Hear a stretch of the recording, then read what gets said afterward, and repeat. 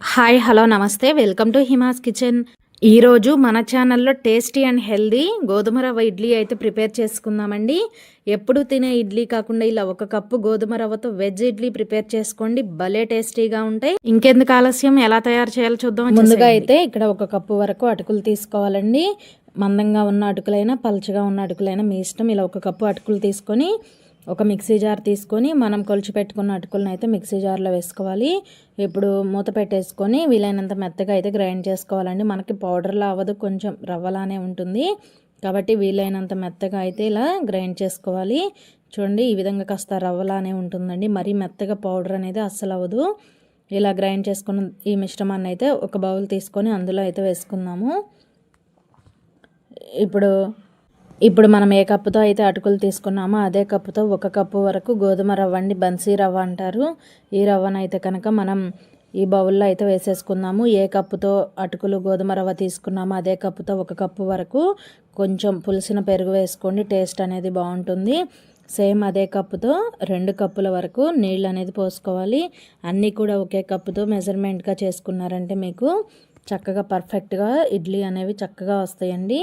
ఇలా 2 కప్పుల వరకు నీళ్ళను పోసుకొని మొత్తం కూడా బాగా కలుపుకోవాలి. మనకి నీళ్లు వేసిన తర్వాత కొంచెం ఉండలుగా ఉంటుందండి, ఎందుకంటే అటుకులని మిక్సీ పట్టి వేసాం కాబట్టి కొంచెం ఉండలుగా ఉంటుంది. ఇలా స్లోగా అయితే మొత్తం చక్కగా కలుపుకోవాలి. ఇప్పుడు కొంచెం పలచగా ఉన్నట్టు అనిపిస్తుందండి, మనకి రవ్వ నానింది అనుకోండి చక్కగా సరిపోతుంది. ఇలా ఒకసారి మొత్తం కూడా బాగా కలుపుకోవాలి.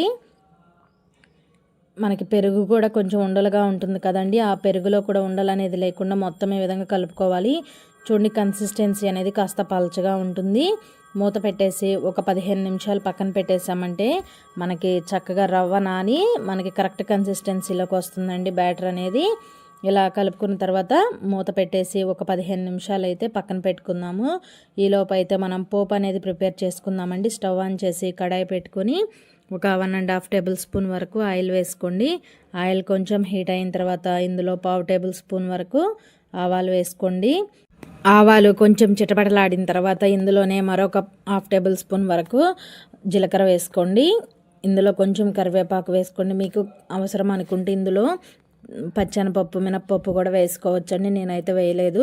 తర్వాత సన్నగా కట్ చేసిన అల్లం ముక్కలు వేసుకోండి. అల్లం ముక్కలు వేసుకోవడం వల్ల ఫ్లేవర్ అనేది చాలా బాగుంటుంది.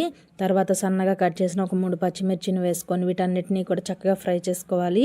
ఇలా మధ్య మధ్యలో కలుపుతూ ఫ్రై చేసుకోండి. ఇలా అల్లం కూడా కొంచెం ఫ్రై అవ్వాలండి, అప్పుడే మనకి టేస్ట్ అనేది బాగుంటుంది. అన్నీ కూడా చక్కగా ఈ విధంగా ఫ్రై అయిన తర్వాత సన్నగా కట్ చేసుకున్న బీన్స్ని ఒక 1/2 కప్పు వరకు ఇలా బీన్స్ని సన్నగా కట్ చేసుకొని వేసుకోండి. ఈ బీన్స్ అయితే ఒక 2-3 నిమిషాలు ఫ్రై చేసుకోవాలండి. ఇవి మరీ సాఫ్ట్గా అయితే కుక్ అవ్వకూడదు. ఇవి కొంచెం ఫ్రై అయిన తర్వాత ఇందులోనే ఒక చిన్న కప్పుతో 1 కప్పు వరకు క్యారెట్ ముక్కలు కూడా వేసుకోండి. ఇవి కూడా ఒక 30 సెకండ్స్ అట్లా ఫ్రై చేసుకోండి. మరి మనం సాఫ్ట్గా కుక్ చేసామనుకోండి తర్వాత ఇడ్లీ పిండిలో వేసినప్పుడు ఇంకా కుక్ అవుతాయి కదండి, అప్పుడు మరీ మెత్తగా అయిపోతాయి. కాబట్టి ఇలా ఒక 30 సెకండ్స్ ఫ్రై చేసుకుంటే సరిపోతుంది. ఇలా 2 కూడా చక్కగా ఫ్రై అయిన తర్వాత స్టవ్ ఆఫ్ చేసేసి కాస్త చల్లారనివ్వండి. చూడండి, మనకి ఈ విధంగా ఫ్రై అయితే సరిపోతుందండి, మరీ సాఫ్ట్గా అయితే అస్సలు ఫ్రై చేసుకోకూడదు. ఇలా ఫ్రై అయిన తర్వాత స్టవ్ ఆఫ్ చేసి చల్లారనిద్దాము. ఇప్పుడు మనం ముందుగా అయితే రవ్వను నానబెట్టి పెట్టుకున్నాం కదండి, మూత తీసి చూపిస్తున్నా చూడండి. రవ్వ అనేది బాగా నానిపోయింది. మనకి పిండి అనేది కూడా చూడండి కొంచెం గట్టి పడిందండి. ఇంతకు ముందు అయితే పలచగా ఉంది కదా, రవ్వ నానేటప్పటికి మనకి కరెక్ట్ కన్సిస్టెన్సీలోకి వచ్చిందండి. ఇలా ఉంటే సరిపోతుంది. ఒకవేళ మీకు గట్టిగా ఉంది అనుకుంటే ఒక 2-3 టేబుల్ స్పూన్లు నీళ్ళని పోసుకోండి. ఏదైనా కప్పు మెజర్మెంట్తో చేశారంటే మీకు పర్ఫెక్ట్గా కుదురుతుందండి. నాకు ఇక్కడైతే కనుక పిండి బ్యాటర్ అనేది కరెక్ట్గా ఉంది, నేనైతే ఇంకా నీళ్ళేం యాడ్ చేయలేదండి. ఇప్పుడు ఇందులో మనం ముందుగా పోపును ప్రిపేర్ చేసుకున్నాం కదండి, ఈ వెజిటేబుల్స్ అన్నిటినీ కూడా వేసేసుకోవాలి. అలాగే ఇందులో ఒక 1/2 కప్పు వరకు క్యాప్సికమ్ కూడా వేసుకోండి. క్యాప్సికమ్ ముందే వేస్తే బాగా సాఫ్ట్గా అయిపోతాయండి. ఇప్పుడు మనం పిండి బ్యాటర్ కలిపిన తర్వాత వేసుకున్నాం అనుకోండి చక్కగా మనకి కుక్ అయ్యేటప్పటికి బాగుంటుంది. ఇప్పుడు కొంచెం రుచికి సరిపడా సాల్ట్, అలాగే జస్ట్ ఒక్క చిటికెడు వంట సోడా వేసుకోండి. వంట సోడా ఎక్కువ వేయొద్దు, జస్ట్ ఒక్క చిటికెడు వేస్తే సరిపోతుంది. అలాగే ఫైనల్గా ఇందులో సన్నగా చాప్ చేసిన కొత్తిమీరను కూడా వేసుకోండి. ఇలా కొత్తిమీర వేసిన తర్వాత మొత్తం బాగా కలుపుకోవాలి. ఇందులో మీకు ఇంకా కావాలనుకుంటే సన్నగా కట్ చేసిన టమాటా ముక్కలు, అలాగే గ్రీన్ బఠానీ ఉంటుంది కదండి, అవైనా మీకు ఏవి ఇష్టమైతే ఆ వెజిటేబుల్స్ అన్నీ కూడా యాడ్ చేసుకోవచ్చు. నేనైతే ఇక్కడ కొన్ని బీన్స్, అలాగే క్యారెట్, క్యాప్సికమే యాడ్ చేశానండి. మీరు మీకు ఇష్టమైన వెజిటేబుల్స్ని అయితే కనుక యాడ్ చేసుకోవచ్చు. టేస్ట్ అయితే చాలా చాలా బాగుంటుందండి. మనకి పిండి బ్యాటర్ అయితే చక్కగా రెడీ అయిపోయిందండి. ఈ కన్సిస్టెన్సీలో ఉంటే మనకి కరెక్ట్గా సరిపోతుంది. ఇప్పుడైతే కనుక ఈ బౌల్ని పక్కన పెట్టుకొని ఇడ్లీ వేయడం కోసం ఇడ్లీ ప్లేట్స్ తీసుకొని కొంచెం నెయ్యి కానీ లేదా ఆయిల్ కానీ ఇలా ప్లేట్స్కి అప్లై చేసుకోవాలి. నెయ్యి వేసుకోండి, టేస్ట్ ఇంకా బాగుంటుంది. ఇలా ఇడ్లీ ప్లేట్కి అంతా కూడా అప్లై చేసిన తర్వాత ఒక గెరిటెడ్ పిండి తీసుకొని ఇడ్లీ ప్లేట్స్లో అయితే వేసుకోవాలండి. మీకు ఏ సైజులో కావాలో ఆ సైజులో వేసుకోండి. చాలా అంటే చాలా టేస్టీగా ఉంటాయండి. ఈలోపు అయితే మీకు చిన్న రిక్వెస్ట్ అండి, ఫస్ట్ టైం మన ఛానల్ చూస్తుంటే ప్లీజ్ ఛానల్ని అయితే సబ్స్క్రైబ్ చేసుకోండి. అలాగే ఈ వీడియో నచ్చితే కనుక ప్లీజ్ ఒక చిన్న లైక్ చేయడం అస్సలు మర్చిపోవద్దు. మీరు ఒక చిన్న లైక్ చేయడం వల్ల ఈ వీడియో అయితే మరొక కొంతమందికి రీచ్ అవ్వడానికి హెల్ప్ అవుతుంది.